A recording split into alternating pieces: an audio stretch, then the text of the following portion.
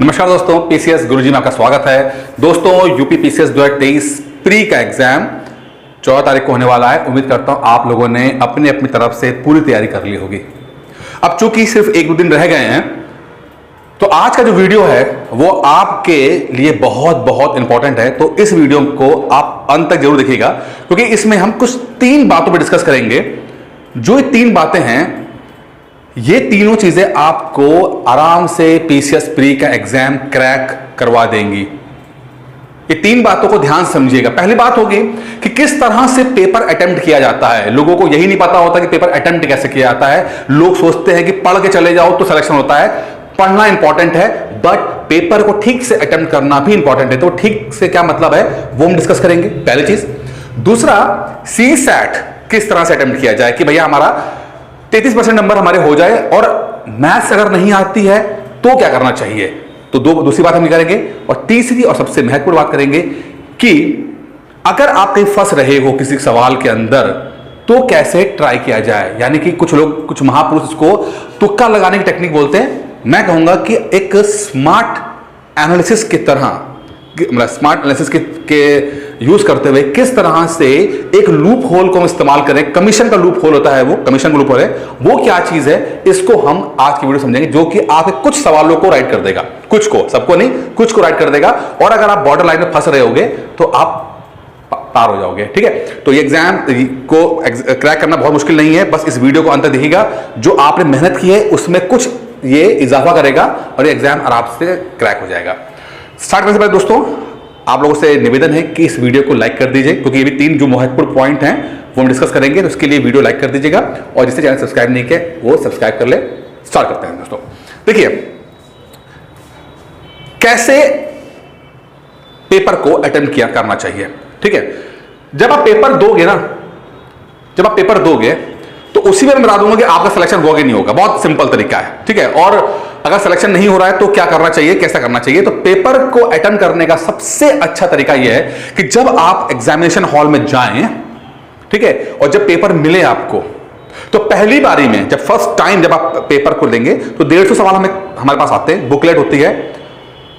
पहली बारी में आप 1 से लेकर 150 तक जितने क्वेश्चन हैं, एक एक करके आप उनको पढ़ना शुरू करें। ठीक है, एक एक करके पढ़ना शुरू करें, क्वेश्चन नंबर 1, 2, 3, 4 पर। और जो सवाल का जवाब आपको आता है, 100% श्योर हैं, जिस सवाल को लेकर आप 100% श्योर हैं, 100% श्योर हैं, उसको उसी में टिक कर दो आप। मतलब क्वेश्चन पेपर का टिक कर दिया आपने। ठीक है, अब ऐसे करते करते करते करते करते आप पूरे 150 सवालों को एक बार गो थ्रू कर लीजिए, देख लीजिए। यानी कि 150 सवाल आपने पूरे एक बार अटेम्प्ट कर लिए। इसमें हो सकता है आपको 1 घंटा या 1 घंटा 15 मिनट के आसपास का टाइम लगेगा। ठीक है, 1-1.25 घंटे के अंदर आप 150 सवालों को पूरा देखेंगे, और उसमें से जो आपको बिल्कुल 100% श्योर लगता है उसको टिक करेंगे आप। ठीक है, अब टिक करने के बाद जब आपने 150 क्वेश्चन देख लिए, ठीक है, उसके बाद आप काउंट करना शुरू करेंगे, काउंट करना शुरू करेंगे। ठीक है, क्या करें, काउंट करेंगे कि कितने सवाल आपके 100% राइट हैं। ठीक है, 1, 2, 3, 4 जो भी हैं। अब यहां पर 2-3 कंडीशन बनती हैं, उसको हम देखते हैं। अब अगर आपने काउंट करते करते करते करते आप पहुंच गए कि आपके 70 सवाल राइट हो रहे हैं, 100% 70 सवाल आपके राइट, 100%, 70 प्लस 70 प्लस। अगर 70 प्लस आपके फर्स्ट गो थ्रू में राइट हैं, इसका मतलब यह है कि समझ जाइएगा कि अब आपको रिस्क कम लेना है, अब आपको लेस रिस्क लेना है। यानी कि अब आपको रिस्क कम लेना है। 70 से ऊपर आपके राइट हो गए हैं, तब आपको रिस्क कम लेना है। अब आप उन्हीं सवालों के पीछे जाएंगे जहां पर आप 50-50 हैं, जहां पर आप 50-50 हैं। 2 ऑप्शन के बीच में कंफ्यूज हैं, क्योंकि बहुत सारे सवाल ऐसे होंगे जहां पर आप 2 ऑप्शन के बीच में कंफ्यूज हो गए। ठीक है, एक तरह का सवाल होता है जिसमें आप 100% आप श्योर होते हो, पहला चीज, वो तो बहुत अच्छी बात है, वो तो टिक हो जाएगा। दूसरा होगा जिसमें आप 50-50 2 में होते हो। तीसरा ऐसा होता है जिसमें 3 में होते हो, और चौथा जिसमें आपको खबर रखती ही नहीं है, बिल्कुल ही आपको कुछ नहीं पता। तो जो आपको सवाल की बिल्कुल हवा नहीं लग रही है उसे छोड़ दो, उसे अटेम्प्ट करने की जरूरत नहीं है, ठीक है। लेकिन अगर आपके 70 से ज्यादा राइट है तो अब सेकंड राउंड में आप सिर्फ उन्हीं क्वेश्चन को देखोगे जिसमें आप 50-50 कर रहे हो, और जिसके पहले राउंड में 70 प्लस राइट हैं, अब यकीन मानिएगा उसके 25-30 सवाल तो 50-50 वाले ही होंगे, क्योंकि उस बंदे की तैयारी ऑलरेडी होगी, और 20-25 सवाल 30 सवाल उसके ऐसे होंगे जो कि 50-50 होंगे। उसको वही सवाल अटेम्प्ट करने हैं, उसको कहते हैं ना 25-75 वाला बिल्कुल अटेम्प्ट नहीं करना है, उसको रिस्क कम लेना है, उसको ये मेक श्योर करना है कि वो नेगेटिव ज्यादा ना आए, उसके नेगेटिव ज्यादा ना आए। समझ पा रहे मेरी बात आप? पहली बार आप जब पूरा 1-1.25 घंटा का समय लेकर पूरे 150 क्वेश्चन देखेंगे तो उन्हीं क्वेश्चन को टिक कीजिएगा जो आपको 100% आते हैं। अब उसे फिर काउंट कीजिएगा, काउंट करने के बाद अगर 70 से प्लस आपका हो गया तो अब आपका सेकंड राउंड में आपको उन्हीं क्वेश्चन को देखना है जो 50-50 हले होंगे। 70 का राइट होने का मतलब है, देखिए एक दिमाग में रखिएगा कि जो कट ऑफ है ना वो 85 के आसपास ही रहेगी। ये क्यों है, ये भी मैंने नेचर्स लॉ के माध्यम से मैं कई बार बता भी चुका हूं कि 85 के आसपास ही जो है, कहां चला गया, 88 से ज्यादा हो ही नहीं सकती। तो 88 तो मैंने एक्सट्रीम बोल दिया है, मान के चलेंगे 85 से ज्यादा कट ऑफ नहीं जाएगी। तो आप एक मोटी मोटी पिक्चर रख लीजिएगा कि 85-86 के आसपास आपको रहना है। तो अगर 70 प्लस आपका हो गया है तो 85-86 के आसपास, यानी कि 15-16 क्वेश्चन देखने हैं। तो अगर आपके 25-30 सवाल आपके 50-50 वाले हैं तो बस उन्हीं को आप अटेम्प्ट करेंगे, ठीक है। अब दूसरे क्या है, जिसके 70 से कम हुए होंगे उन्हें क्या करना है, अगर आपके 50 से 70 के बीच में आ रहे हैं, या मैं कहूंगा 60 से 70 के बीच में आ रहे हैं, तो आप थोड़ा रिस्क ज्यादा लीजिएगा। अगर 60 से 70 के बीच में आपके आ रहे हैं तो रिस्क थोड़ा ज्यादा लीजिएगा। अब आपको 85 तक पहुंचने के लिए थोड़ा ज्यादा एफर्ट करना पड़ेगा, ठीक है, थोड़ा एफर्ट कर लीजिएगा। लेकिन अगर जिसके 50 के आसपास राइट हुए हैं, पहले राउंड के बाद 50 के आसपास राइट हुए हैं या उससे भी कम हुए हैं, तो फिर मैं कहूंगा कि उनको पूरा गो थ्रू करना पड़ेगा और ज्यादा से ज्यादा क्वेश्चंस को राइट करने की अटेम्प्ट करने की कोशिश करनी चाहिए। जब बिल्कुल नहीं आता तो छोड़ दो, लेकिन ज्यादा से ज्यादा कोशिश करें कि अटेम्प्ट करने की करें, क्योंकि जब आपके फर्स्ट राउंड में ही 40-42 सवाल राइट हैं तो आपको 85 तक पहुंचने के लिए बहुत ज्यादा एफर्ट चाहिए होगा, कुछ मिरेकल चाहिए होगा। तो इसके लिए आपको ज्यादा से ज्यादा सवाल राइट कर लीजिएगा, मतलब अटेम्प्ट कर लीजिएगा आप, ठीक है। तो कहने का मतलब यह है कि जब आप पेपर दें तो फर्स्ट राउंड में आप कैलकुलेट करें कि कितने आपके फर्स्ट राउंड में राइट हुए हैं। अगर 70, 75, 80 के आसपास पहुंच गया तो रिस्क कम लीजिएगा, 50-50 वाले राइट कीजिएगा। उससे कम अगर 60-70 के बीच में अगर आ रहा है तो कोशिश कीजिएगा जिसमें 2 या मतलब 50-50 में ही ज्यादा रिस्क ले लीजिएगा थोड़ा सा। और अगर आपके 50 से कम आ रहे हैं तो ज्यादा रिस्क करने की कोशिश कीजिएगा, ज्यादा क्वेश्चन अटेम्प्ट करने की कोशिश कीजिएगा, और किसी भी तरह से अपने दिमाग में सोचिएगा कि 85 के आसपास की फिगर आपको रखनी है, क्योंकि कट ऑफ 85, 86, 87 के आसपास रहेगा, कभी भी 90 के पास नहीं जाएगा। क्योंकि नेचर्स लॉ मैंने आपको बता भी चुका पहले कि नेचर्स लॉ ऐसा है कि आपको वो 85, 86, 87 के आसपास ही रखने की कोशिश करेगा चीजों को लेकर। अब नेचर्स लॉ क्या है चीजें, देखिए मैं आपको बहुत तरीका बताऊंगा, इसको मैं डिस्कस कर भी चुका हूं पहले भी। 150 सवाल आपके आएंगे। एक ना 80% का एक मिरेकल है, 80% का एक मिरेकल है कि 80 नेचर क्या करता है कि 80% तक चीजें आसान रखता है और 20% को चीजों को थोड़ा सा वो गड़बड़ कर देता है। तो 80% तक चीजें आसान होती हैं। तो मान ली 150 क्वेश्चन का जो 80% आसान पोर्शन है वो 120 है, यानी कि आपको 120 क्वेश्चन के आसपास अटेम्प्ट करना है। 120 क्वेश्चन, अब आप बोलो कितने टाइम है, तो 120, 115 से 120 के आसपास जाइएगा। इसके ऊपर जाएंगे यानी 120 के ऊपर जाएंगे तो आपके नेगेटिव सवाल होने की संभावना बढ़ जाएगी।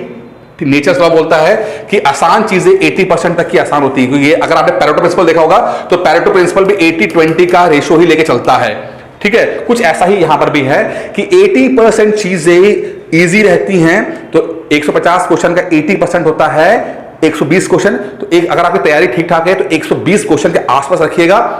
जिस 120 से ऊपर जाएंगे तो नेगेटिव होने की संभावनाएं बढ़ जाएंगी आपकी, ठीक है, ये रखिएगा। अब 120 जो आप अटेम्प्ट करोगे उसका भी अगर आप 80% ले लें तो 96 क्वेश्चन होता है। तो 96 क्वेश्चन आपके सही हो जाएंगे। और चूंकि 80-20 का रेशियो है तो 20% क्वेश्चन गलत भी होंगे, यानी कि 100 बहुत ध्यान से देने के बावजूद भी कुछ क्वेश्चन तो आपके गलत होंगे।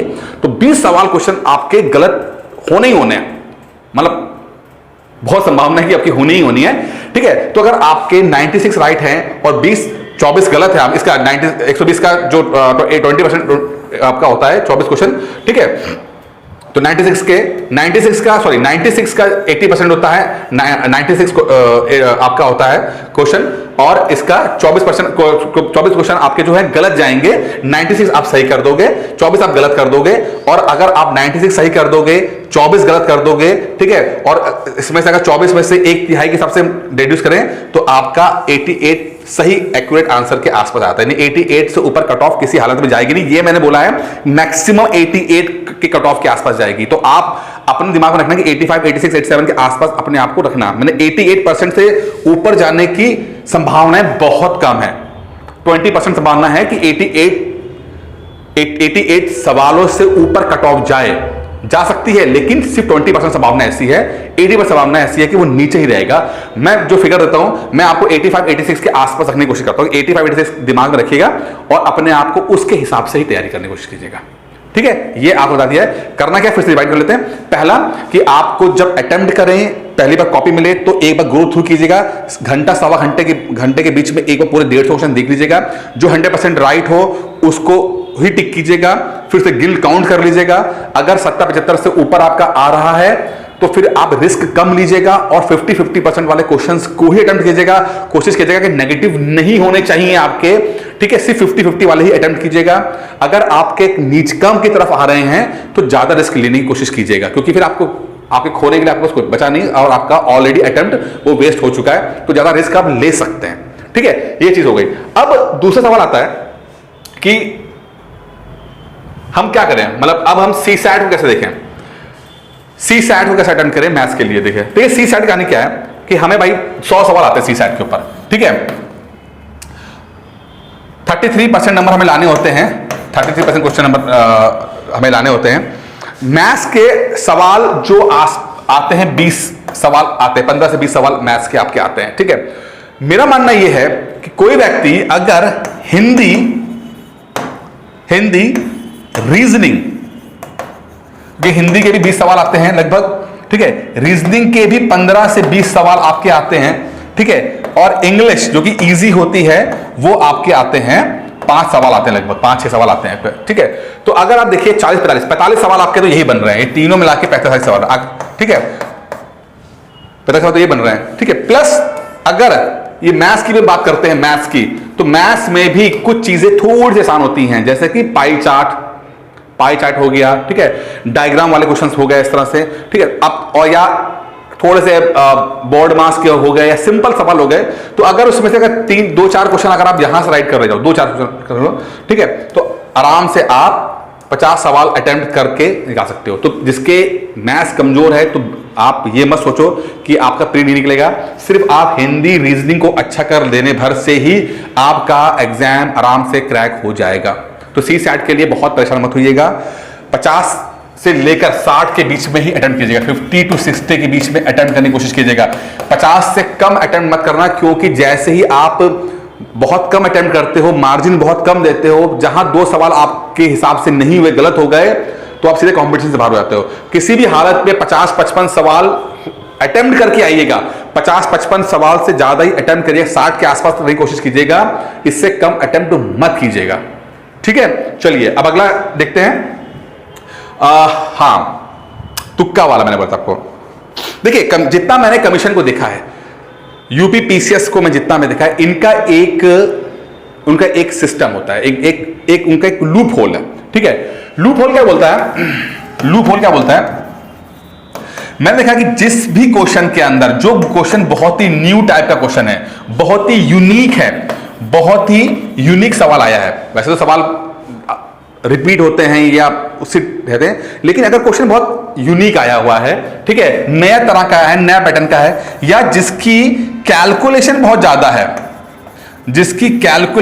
ज्यादा हो रही है, CSAT वगैरह में ज्यादा कैलकुलेशन वाला सवाल आ गया है वो, ठीक है, या एक बिग डेटा वाला आया है, यानी कि थोड़ा सा ट्रिकी आ गया है, ठीक है, ट्रिकी हो गया है, बिग डेटा वाला हो गया है, यूनिक है, कैलकुलेशन वाला है, इस तरह के सवाल अगर हैं तो मान के चलिए उसका ऑप्शन सी होने के 80% संभावनाएं हैं। सी ऑप्शन सही होने से उसका जो आंसर है वो सी होने के 80% संभावना है। ऐसा यूपी पीसीएस में जो मेरा अनुभव रहा है उसके हिसाब से बता रहा हूं। इसका मतलब बिल्कुल कतई नहीं है कि सभी सवाल ऐसे होंगे जो सी ऑप्शन राइट कर रहे होंगे, नहीं, ऐसा बिल्कुल नहीं है। बट लेकिन किंतु परंतु कमीशन का एक मैंने साइकोलॉजी समझी है कि जब कोई यूनिक सवाल आता है, ट्रिकी सवाल आता है, कैलकुलेशन सवाल आता है, तो ऑप्शन जो है वो सी ही होता है।